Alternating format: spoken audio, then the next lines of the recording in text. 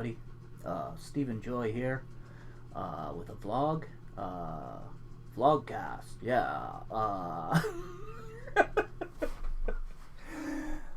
Yeah, okay. So, I've decided to start vlogging a little bit here. Start paying a little more attention to it since my podcast seems to have gone the way of the dodo bird. That's a lot of work, and then I don't know. It costs money too to vlog for the site that I was using. YouTube is free, so the price is better. What can I say? And yeah, so I'm just gonna vlog routinely, just to try and I'm bored. What can I say? So it's time to vlog a little bit. But anyway, this one is going to be about the a boot. Did I say a boot? Did I? You can make fun. You can make fun of that. The 5 people that are gonna see this video, post a comment. Did I say a boot or did I say about? Is my Canadian accent coming out? Yeah, probably. I mean, I can't help it, right? So anyway, this one is about the big a boot. Did I? This one is about the big 5 personality profile traits thing that I just made that you probably saw or you may have seen posted around on my Facebook and wherever. I don't know. Anyway, I was reading. I'm just going to continue with basically how my podcast is I read some books and then just basically go into some details about how I think it pertains to role-playing games. So what I was reading about was these big 5 personality traits, right? You've got extroversion, agreeableness, emotional stability, openness to experience, which I just call openness, consciousness or conscientiousness, whatever you want to call it. I called it consciousness.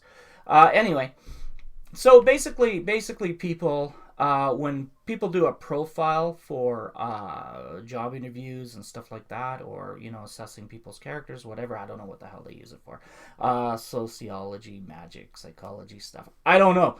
I just read a textbook and it gave me ideas. So what can you do? This is why reading is dangerous, people. It really is dangerous. A little knowledge, I become a huge expert. No, I'm just kidding. That's not true. So anyway, so basically what I made up is a bell curve using 2 6-sided dice because most people don't have strong traits in everything, only in a few things, and that's what basically makes up a personality. And this is a very proven model, I guess. It is a good predictor of how people will do in different circumstances and stuff, and it's a good predictor of personality. So that got me thinking, what the hell? Why don't we just make something like this in D&D or other role-playing games, whatever. It doesn't have to be D&D. Because this is sort of a system-neutral thing, where we have a bell curve rolling 2 6-sided dice, and if you roll outside of the norm, which I've defined as basically 5 to 9. So if you roll 5 to 9, you don't score anything, and you're just considered average, which is sort of like you react like most people would. That means that everybody's a little bit of an introvert, a little bit of an extrovert, has a little bit of disagreeableness in them, a little bit of agreeableness in them. But nobody really flies off the scale. When you meet somebody that flies off the scale, you kind of notice, right? Somebody that's very flamboyant, right? You've got your creative types that are, all color, fancy clothes and whatever, and talking about Cannes Film Festival, that kind of stuff, your artsy fartsy, kind of. Those would be really high on your creative, or on your openness, creative, all those. Then you've got your really grounded sort of very conservative or conventional, traditional kind of people, and that would be low. That would be lower on the openness scale, right? So you have your I don't know what, you're kind of morose. They're not morose, but serious people that don't like the shenanigans of those artsy fartsy types, right? And like the way tradition and that kind of stuff. But basically everybody's got a little bit of everything in them mixed up, and they move around on the spectrum a little bit. But this system is just meant to sort of highlight the extremes, right, for when it's really obvious. So what I've got here is the 5 big ones in a 2d6 system, where if you roll 2 to 4, then you would score low on one of the big traits. And if you roll 10 to 12, you'd score high. I'm just going to switch cameras here for a second, and I will show you what I'm talking about. This is a little bit better. So what I'm talking about is you've got extroversion, agreeableness, conscientiousness, emotional stability, openness. Those are the big 5. And then how you rate in them. You would just roll 2 6-sided dice. You could use this for an NPC. You don't have to use it for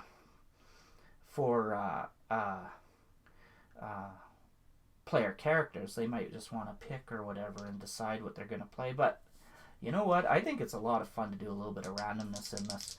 So you just roll a 2 6-sided dice, and so for extroversion, falls into the normal category. Agreeableness falls into the normal. Aha! But conscientiousness, I scored an 11, which puts me into the high category. So I would pick one of these: reliable, organized, or responsible. So I'm going to pick responsible. So conscientiousness scores high. So this character is responsible. Emotional stability. Ooh, another high one. All right. So I scored a 10. So he's responsible. But now I get to pick another one. And calm, or self-confident, or secure. How about responsible and self-confident? Wow. All right. This person should be a knight or something, or maybe a paladin or something. That would be kind of cool. And then the last one falls into the normal. So what would happen here is this character that I just rolled up would be responsible and self-confident are the biggest traits that are going to sort of come out of this person. So it's very, they say they're going to do something, they're going to do it, and they're going to have a lot of belief in their ability to do the things that they say that they're going to do.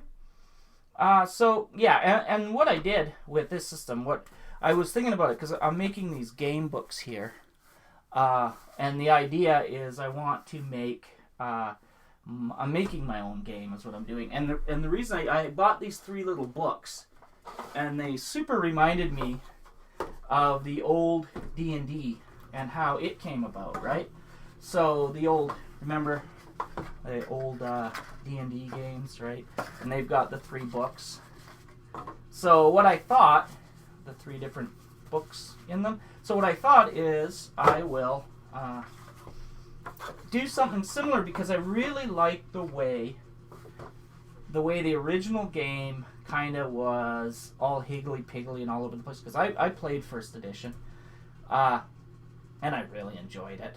And I like the rules are all over the place. I mean, don't get me wrong. I like the new rules, and the newer rules are more concise, clear, easier to understand. But I just wanted to, as a fun experiment, try and make my own. Now, there's something, right? There's something. Just a minute. I'm going to come over to this camera, and I want to say something that I've noticed. And this is bugging me. Driving me crazy. I mean, seriously. Ah! Now, experiment or experiment? I hear all over the place people saying experiment. Like spearmint gum? Experiment? Like, excuse me. My whole life it's been experiment. But now, all of a sudden, the ship has rolled over and it's experiment. I don't say experiment. I say experiment. That's the way it always was before, and the ship is rolled over, and now everybody says experiment, right? What happened?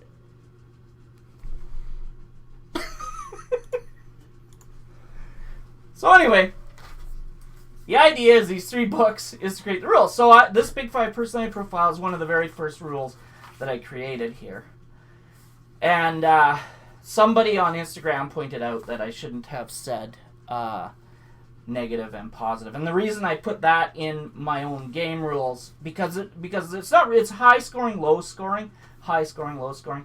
it's not really negative and positive. That was sort of an older convention, and the book I read introduced me to that, and said, so no, they don't actually say that anymore. They say low and high, but the way my brain works, it's stuck in my head, negative, positive. So that's what I wrote down, and it's indelible ink, and this is a first draft. So if I ever get around to publishing these rules, which I highly doubt I will, because they're probably going to turn into a great big mess, but anyway, I will change it. So thank you, Mr. Instagram. Sorry, I don't remember your username. But thank you for pointing that out to me, because yeah, that's a good point. It's not negative and positive, but that is what I have written down here.